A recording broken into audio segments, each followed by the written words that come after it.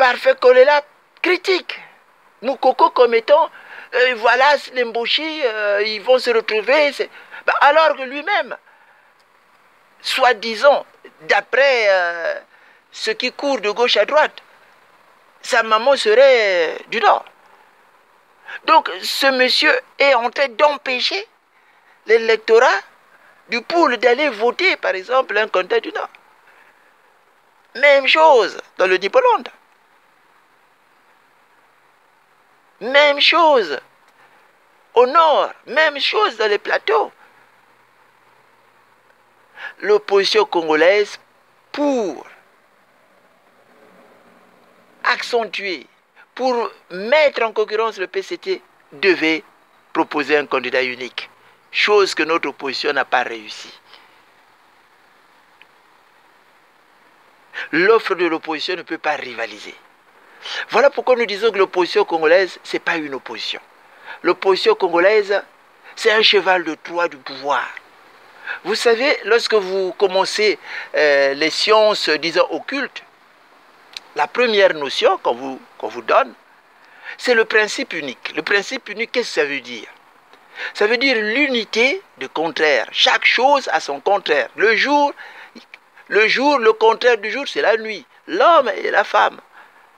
Même dans notre corps, vous avez le bras droit et le bras gauche. Donc l'opposition, c'est naturel. Le PCT a fait de la sorte que l'opposition ne soit pas naturelle. Il faut que l'opposition soit artificielle. L'opposition ne doit pas sortir du néant. L'opposition doit sortir du PCT. C'est ce qu'ils ont réussi. Donc tous les gens qui se disent opposants, en fait, c'est des gens du pouvoir. Ceux qui connaissent le football, si tu vas assister aux entraînements de Diable Noir, bah, ils jouent en deux camps. Mais celui qui ne connaît pas le football, il va dire qu'il y a deux équipes qui jouent. Mais celui qui connaît le football, il va dire c'est la même équipe divisée en deux camps. Voilà, c'est ce qui se passe. L'opposition congolaise, c'est un cheval de Troie.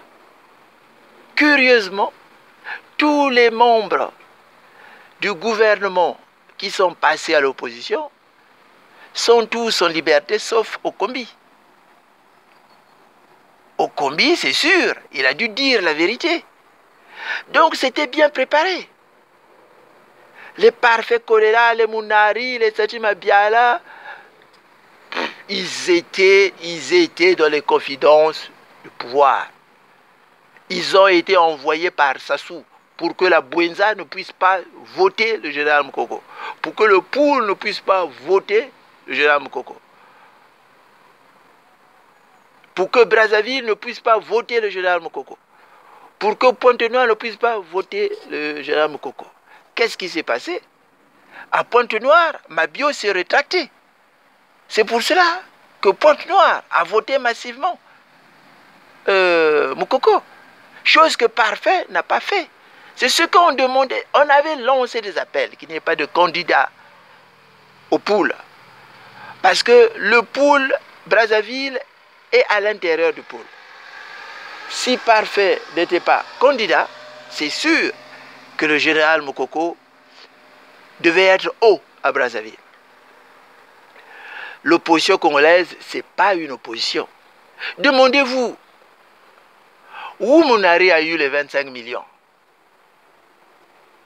pour postuler à la présidence de la République? Parce qu'il y avait, on exigeait 25 millions de francs CFA pour être candidat. Et qui a payé les 25 millions pour Mounari, Parfait, Okombi et tous les autres? Qui les a payés? Congolais, chers compatriotes, l'opposition congolaise, ce n'est pas une opposition. C'est un cheval de Troie de Sassou Nguesso. Ils ont eu peur aux fesses quand le général Mokoko s'est déclaré candidat. Ils ont eu la peur de leur vie quand le général Mokoko a avancé vers la candidature. Voilà pourquoi on l'a empêché. Voilà pourquoi on l'a empêché. Voilà pourquoi ils ont mis en scène Tumi. Congolais, Congolais, chers compatriotes, l'opposition congolaise n'est pas une opposition. L'opposition congolaise, c'est un cheval de Troie du pouvoir. Parce que la force de l'opposition, c'était la population. La détermination de la population, la motivation de la population, le rêve d'alternance de la population. C'était ça sa force. C'est ça qu'il fallait exploiter. L'opposition devait unir les Congolais. Dans la bouche de l'opposition, il ne devait pas y avoir des mots comme le tribalisme. L'opposition devait parler unité nationale. Vivre ensemble. L'opposition congolaise n'a pas vivifié le vivre ensemble. L'opposition congolaise n'a pas fait rêver les Congolais du nord au sud. Aujourd'hui, beaucoup de Congolais se disent, c'est tous les mêmes, tous pourris. Même Parfait Kolela qui est arrivé au deuxième tour n'a même pas défendu la volonté populaire. C'est lui qui a reconnu la victoire de Sassou Nguesso. Allez-y comprendre. Donc l'opposition congolaise, c'est un cheval de Troie de Sassou Nguesso. Ne vous trompez pas, mes frères. Mobilisons-nous, préparons-nous. Préparons-nous à l'alternance. Préparons-nous à instruire notre population. Préparons-nous à appeler notre population à prendre son destin en main. Le monstre, Sassou, est vieux. Siroma Damas Ngolo est mort à 81 ans. Sassou Nguesso en a plus. Ceux qui décident, c'est le Okemba et le Ndengue qui décident. Ce n'est pas Sassou. Il passe son temps, ce monsieur, au lit. La France l'entretient pour la succession. La France soigne Sassou pour maintenir la France-Afrique au Congo. Mais ne comptons pas sur l'opposition. Le peuple doit se préparer. La société civile doit faire un travail de sensibilisation, d'information, de vulgarisation. La société civile doit éduquer notre peuple. La diaspora, qui est le cœur encore en vie, qui est le cœur qui bat encore normalement du Congo, la diaspora doit aider ceux qui sont restés au pays. Notamment sur Facebook, en mettant en place des idées d'unité, de rassemblement, d'alternance. Ne plus parler de tribalisme. Le tribalisme n'existe même pas. Il faut essayer de démystifier cette peur de Mukongo quand il va prendre le pouvoir et va chasser tout le monde. Le Mukongo, ce n'est pas un rancunier.